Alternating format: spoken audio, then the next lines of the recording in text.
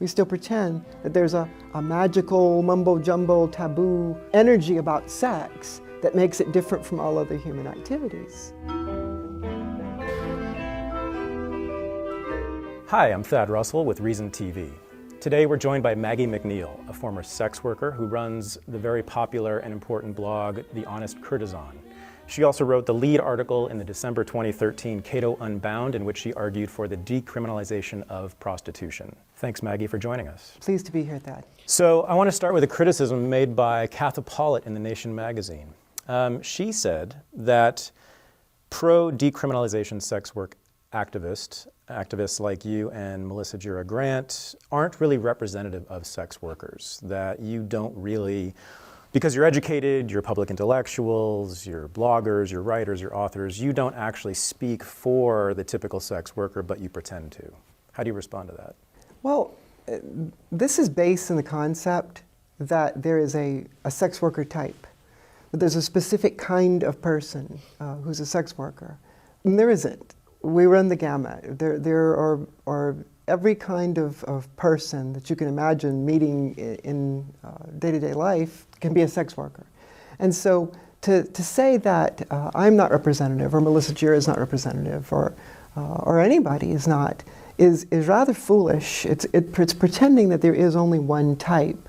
I'm not any more or less representative than anybody else. So what types are there? I mean, when we think of sex worker, we think of, in America, I think in American culture, we typically think of a woman working under an overpass or on Santa Monica Boulevard in Hollywood at 3 in the morning, or a Cambodian peasant. Is that who they are? No, I mean, those exist, certainly, but that's a minority. I would say if I had to judge the average sex worker now in the United States, okay, we're talking just the United States, is probably middle class to working class, is an escort, she advertises on the internet, she's independent, she doesn't work for anybody else. That's probably the average now, that's probably the norm. So numbers, you've spent a lot of time on your blog trying to debunk the numbers that are commonly thrown around about sex work. So let's talk about some numbers, and okay. This is where I think you're very useful. On the United States State Department website right now, it says that there are up to 27 million slaves in the world. Where does that number come from? That number comes from a man named Kevin Bales. He runs an organization called Free the Slaves. And at a conference, I can't recall offhand what kind of a conference it was, some kind of UN thing a few years ago, somebody asked him to sort of make a spitballing, just guesstimate of how many there were. And he said, well, if I had to guess, it would probably be like the 3rd largest criminal enterprise in the world. And of course, ever since then, that's been quoted as ironclad, some sort of thing that was derived by math. The 27 million number, he did by creating a sort of an algorithm, that's what he calls it anyway, that takes State Department estimates, other things, plugs them into a formula, inflates them by what he considers to be some sort of a number to represent things that aren't being reported, and multiplies in media reports. And of course, the danger of this is that when you're using media reports in the middle of a panic, your numbers are going to keep increasing. The more people talk about it, the higher the number of media reports is. I've seen numbers like 30 million, 35 million thrown around, sure. Slaves. And also I've seen sort of an implicit assumption that most of those are sex slaves. First of all, what is the real number here? There is no way to know. As long as governments insist on criminalizing these things, how do you get a number? Nobody's going to come out and talk to, in some places where the criminalization is particularly bad, like in the United States or in Sweden, it's difficult to even get sex workers to come out and talk to public health people. Because anybody in a white coat, anybody with an official name tag, is viewed as working with the police, as working with the government. You're simply not going to be able to get those kind of numbers. My opinion, and this is my opinion only, is that the only numbers that can be even considered remotely reliable would be from New Zealand, and to a lesser extent New South Wales, because they have a decriminalized system. There's no reason in those places for the sex workers to hide. They can't be arrested simply for saying, I'm a sex worker. And so I think we can trust their numbers a little better. But how high do you think the 27 million figure is? I think that's high by probably at least a couple of orders of magnitude. And the reason I say that is because the UN Office of Drugs and Crime, their numbers that they use for what they say that there's evidence of, or I can't remember exactly how they phrase it, but that there's evidence of or that they consider proven or whatever, is 1% of that. We're talking about people who are allegedly forced into Correct. prostitution Correct. or other forms of labor, Correct, right? correct. We're not talking about voluntary prostitution. Well, that's the problem. The problem is that nobody defines trafficking. Trafficking is this very, very broad term. Technically, supposedly, it's supposed to be force, fraud, or coercion. But that's not what happens in practice. What happens in practice is you have things like governments saying, well, we're going to count everyone below, and this is the United States, we're going to count everyone below 18 as automatically being coerced, even if they're not. And you have things like police. I was just reading an article from Denver. It was not from this year, but it's like a last year's article, but still, where basically they said, the policeman being interviewed for this article said, well, even the ones who think they're not coerced, they really are coerced, and we just have to convince them that they're coerced. That's our job. And so you have these sorts of things where people will insist vociferously that they're not being coerced, and the courts simply ignore them. New York State now refers all prostitution courses to what they're calling trafficking court, and that's what they're calling it. You've got police departments that are doing straight out street stings, like they've done for a century, and they're calling them human trafficking stings now. So how do you get a number when you have that sort of thing, when everybody has a different definition? Here's another number that's used quite often, which is that there are 300,000 trafficked children inside the United States. That is a distortion of Neil Estes. No, it was Richard Estes and Neil Weiner, I think is the names. Estes and Weiner, anyway. In 2001, they did a study that they purported to estimate the number of children, adolescents, and youth, because their number went up to at least 21, because some of these were working in strip clubs and such. So their numbers went up to college-age people. And supposedly this is the number that were at risk of sexual exploitation. Was somewhere between 100,000 and 300,000. I think that they gave a number of 270,000. So children at risk were defined as being actually but not just trafficked. Not just children, because adolescents and youth also, but that was stripped away. When people quote that, they change at risk to in prostitution. They change children, adolescents, and youth to children. And also the categories, even the categories. Weiner himself, when he was interviewed for a Village Voice story a couple of years ago, even said that actual trafficking, what people think of as trafficking, abduction and force, would be a very, very tiny percentage of that whole number. They included things like watching porn. They included things like legally working in a strip club. They included consensual homosexual relations as sexual exploitation. So when you have that kind of a vague, and then they've narrowed it down in the propaganda to represent something that even the original people who did the study weren't intending. Also, many anti-trafficking organizations claim that the average age of entry into prostitution is 13. There's a researcher, Melissa Farley, who does an awful lot of these kind of studies to provide numbers for the anti-prostitution people. And on her site, she traced this supposed number of, average age at 13 to several old studies, which all drew back to a study done here in LA, actually, in the early 80s, in 82. And that study found the average age of entry for underage sex workers, not for all sex workers, but only for underage ones, was about 16. In a different part of the study, they listed 13 as being the average age of first sexual contact. First kiss, first groping in a car, first whatever, Farley seems to have conflated the two numbers to represent that 13 as being the age not of first sexual contact, but of first accepting money for it. Even so, she still was only claiming that that was the age of origin for underage sex workers. Normal distortion, the gossip game syndrome, has changed that from underage to average of all. So let's say that these numbers are in fact grossly exaggerated, but would you deny that there are women who are forced into prostitution? No. Would you deny that there are children who are forced No. into it? And then if that's the case, then what is the harm of exaggerating? Because the argument that's made is that it draws attention to a very important problem. Oh, I'm sure it does. I'm sure it does draw attention. But the problem is that these false numbers, these inflated numbers, are invariably linked to purported solutions that aren't solutions at all. Greater criminalization, the so-called end demand, which is the idea of pursuing clients, and the pretense that sex workers are not being targeted when they still are. They're just being targeted extrajudicially. In the United States, it's really kind of absurd to even claim that, we're only targeting the clients when all the laws against sex work, against sale of sex, are still in the books.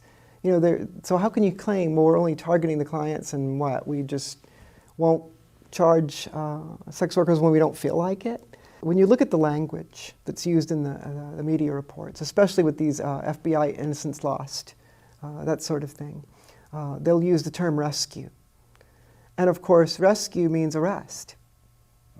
Rescue means jailing them. In some places, it might mean putting them into some sort of facility, some sort of foster type facility. In other places, it just means plain jail.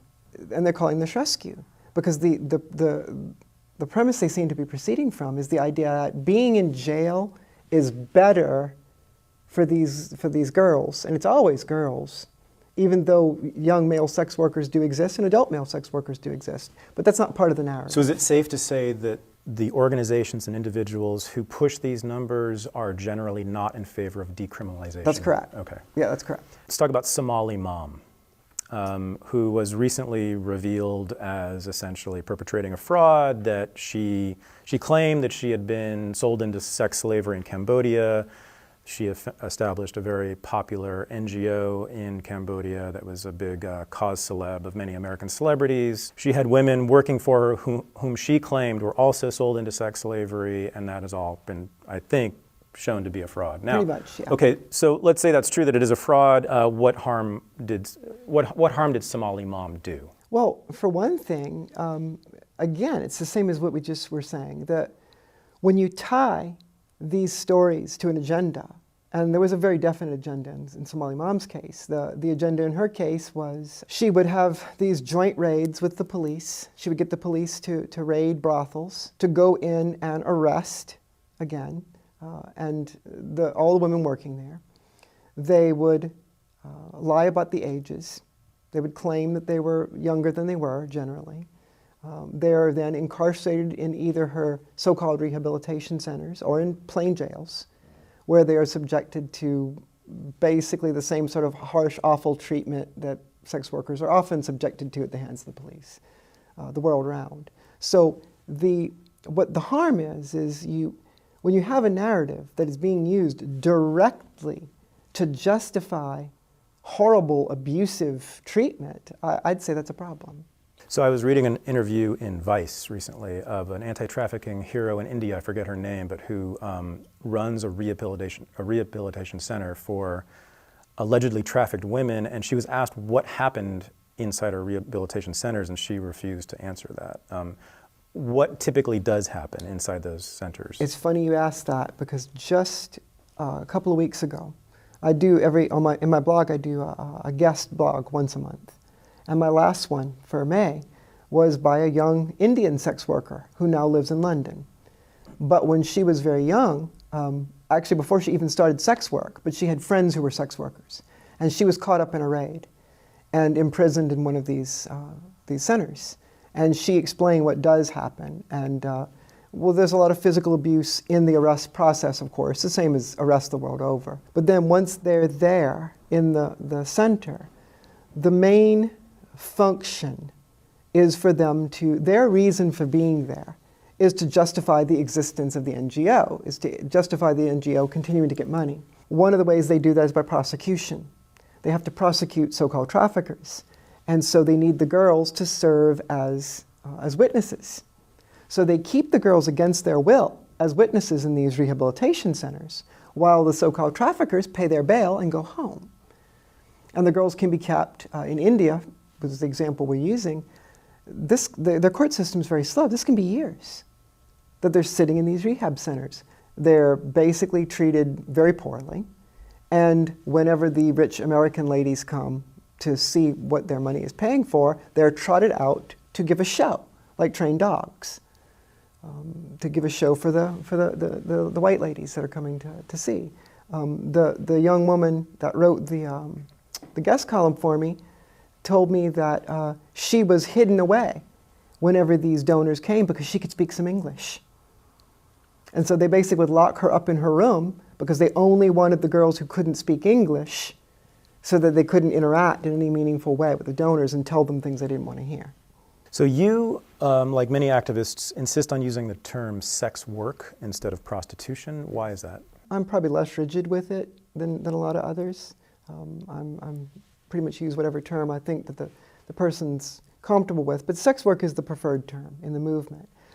The reason for this is because there is a very common form of rhetoric that's used against us, and it's been forever, that sex work isn't work, that it is a dodge, that it's a scam, that it's a form of exploitation, that it's a lazy approach to making money, that it's, I mean, you fill in the blank. Anything other than giving it the dignity of work. And as a matter of fact, one of their little mantras that you often hear the prohibitionists spouting these days is, prostitution is not the oldest profession, it's the oldest oppression. So again, when you strip away its character as work, then you basically are trying to derail the argument of workers' rights. You're trying to derail, we don't question that McDonald's, for example, or the garment industry, or the Apple, the iPad factory, we don't question that these things have a right to exist. Even people who are fighting against what they perceive as abuses in these industries don't question that the industry itself should exist. But in sex work, because it's cast as not work, they pretend that it has no right to exist at all. And so there's these ideas of abolishing it, getting rid of it entirely. Nobody's talking about abolishing fast food. Nobody's talking about abolishing iPads. Well, I think the argument more commonly is that it's a special form of exploitation, that it's an especially intimate form of exploitation that you find in no other form of work. How do you respond to that argument? There's a lot of work that's intimate, isn't there? I mean, what about raising people's children? But in America, we don't have a problem handing our children over to complete strangers to raise them in daycares or nannies. What about therapy? I mean, you're telling this person things that you might not even tell your best friend, you might not even tell your spouse. What about nursing? I have friends who are nurses and they have to, clean people's intimate parts and things like that. My gynecologist gets pretty intimate with my private parts, when she examines me. So the fact of something being intimate, I don't think that's an argument. I don't think that's either here nor there. As long as both parties agree, I can't see where the relative level of intimacy, and what is intimacy anyway? I mean, when you really get down to it, who defines that? I think that the two parties involved are the only ones that have a right to define that. There's a common assumption, very common assumption in our culture, that that kind of work is damaging to women, that selling their bodies for money it constitutes some sort of damage to them psychologically, spiritually, morally, physically, that they can never really recover from. What do you think about that? Well, it's positively Victorian, isn't it? I mean, it goes back to lie back and think of England. It's the idea that women are not sexual beings, that women are intrinsically asexual, that we're only sexual, that we can only be sexual under certain conditions, that it's almost like some sort of radioactive material or something, that we can only be sexual if it's wrapped in pretty bows and ribbons, and it has the sanctity of the church on it, and we call it marriage, and we give you the special certificate, or you're only doing it because you love the person, or all these sorts of things. And this is absurd. This is not what feminism was supposed to be, but this is what we've come back around to. We've come around to these again, very Victorian notions that a woman is damaged by sex, a woman is hurt by sex, that when a woman is raped, for example, that her life will never be the same again, that she's ruined. They used to call it a fate worse than death. And I think that this is an intrinsically anti-feminist view, because it gives tremendous, tremendous power to men, really. Because what you're saying is that a man has this almost magical power to destroy a woman's life merely by touching her in the wrong way.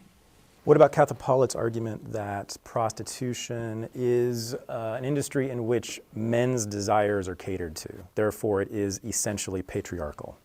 Well, people's desires are catered to in restaurants. It's any name business. If you don't cater to the client, you don't get business. I think she's trying to shove a square peg in a round hole there. I don't think a business can be patriarchal per se.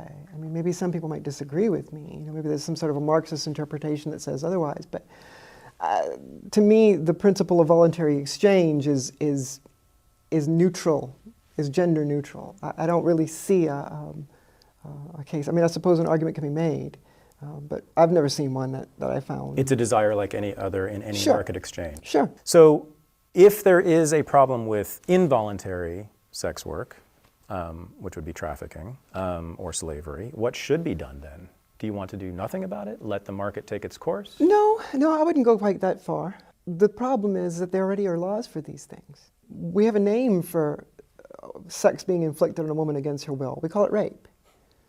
We have a name for taking someone and holding them prisoner somewhere. We call it abduction. These things are already against the law. We have, against a boss taking wages that don't belong to him. We call that theft.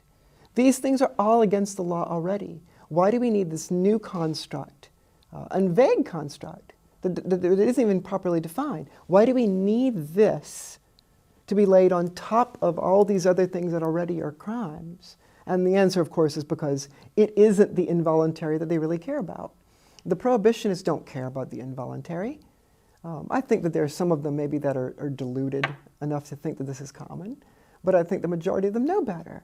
I think the majority of them know quite well that what they're actually targeting is consensual sex work by redefining it as non-consensual. And to redefine it as non-consensual, once again, we have to go back to that idea that a woman doesn't have agency over her own body, that choices a woman makes where sex is involved are automatically suspect. That essentially, in the area of sex, that a woman is a permanent adolescent. Because when you look at things like the Swedish model, and it's becoming very popular in the United States, and Canada is now trying to impose it, this idea that only the client should be criminalized.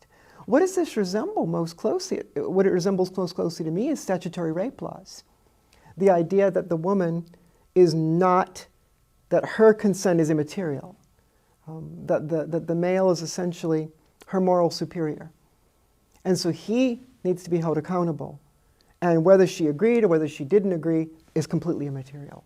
So what is it about sex here? Why is sex work seen as a sort of separate, entirely separate category of work? Why is it stigmatized in the way that it is? I think it's just sex. I think sex is just the same reason sex is stigmatized. What does that say about our culture and its view of sex? I think this is a very ancient thing, isn't it? Sex in ancient times was different. It was the only thing that could produce a human being. And I think what's happened is that we simply haven't caught up, we simply haven't matured, we simply haven't recognized that birth control and abortion make this not so. There's not necessarily a chance when a woman has sex that a life could result. Maybe back in ancient times when that was true, maybe they were right in those days to think of sex as being a special case, because it could produce a baby, and that's something important. But not now. A woman who doesn't want to get pregnant now doesn't have to.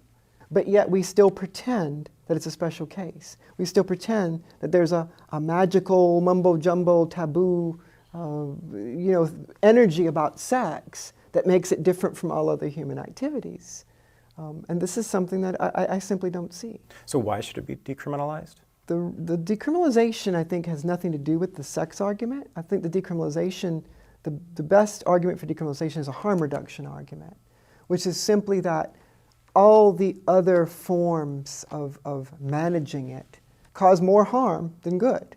Criminalization certainly does, the Swedish model certainly does, even the so-called legalization regimes, like we have here in Nevada, the idea that you can only do sex work if you're doing it for somebody else, in a specific place, far from where good people can see it, way out in the desert, only in small counties, and then only connected cronies can get the licenses.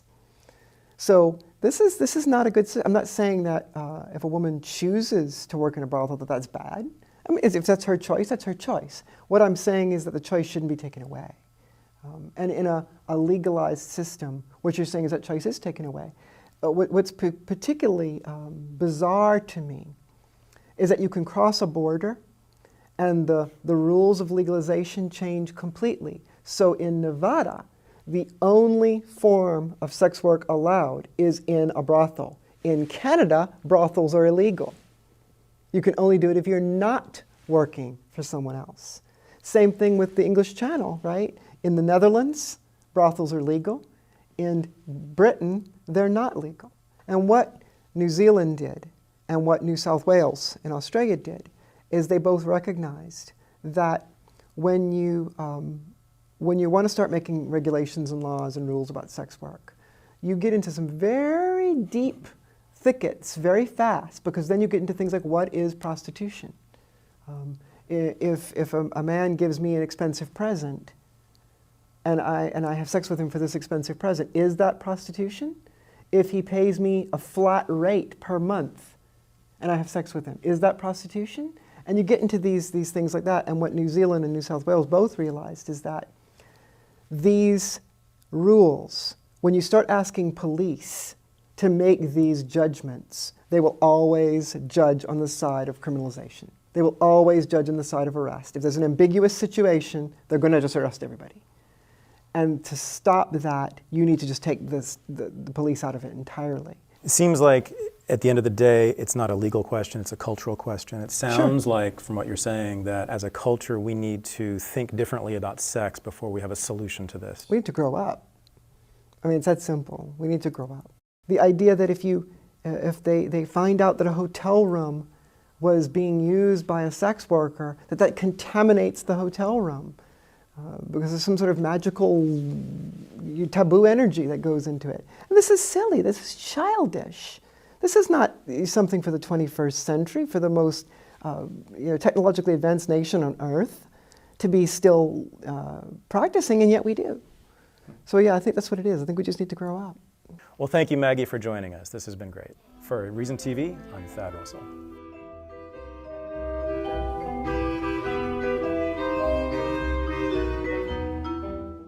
Is probably middle class to working class. As an escort, she advertises on the internet, she's independent, she doesn't work for anybody else. That's probably the average now, that's probably the norm. So numbers, you've spent a lot of time on your blog trying to debunk the numbers that are commonly thrown around about sex work. So let's talk about some numbers, and this is where I think you're very useful. On the United States State Department website right now, it says that there are up to 27 million slaves in the world. Where does that number come from? That number comes from a man named Kevin Bales. He runs an organization called Free the Slaves. And at a conference, I can't recall offhand what kind of a conference it was, some kind of UN thing a few years ago, somebody asked him to sort of make a spitballing, just guesstimate of how many there were. And he said, well, if I had to guess, it would probably be like the third largest criminal enterprise in the world. And of course, ever since then, that's been quoted as ironclad, as some sort of thing that was derived by math. The 27 million number, he did by creating a sort of an algorithm, that's what he calls it anyway, that takes State Department estimates, other things, plugs them into a formula, inflates them by what he considers to be some. We still pretend that there's a magical, mumbo-jumbo, taboo energy about sex that makes it different from all other human activities. Hi, I'm Thad Russell with Reason TV. Today we're joined by Maggie McNeill, a former sex worker who runs the very popular and important blog, The Honest Courtesan. She also wrote the lead article in the December 2013 Cato Unbound, in which she argued for the decriminalization of prostitution. Thanks, Maggie, for joining us. Pleased to be here, Thad. So I want to start with a criticism made by Katha Pollitt in The Nation magazine. She said that pro-decriminalization sex work that I'm not representative, or Melissa Gira is not representative, or anybody is not, is rather foolish. It's pretending that there is only one type.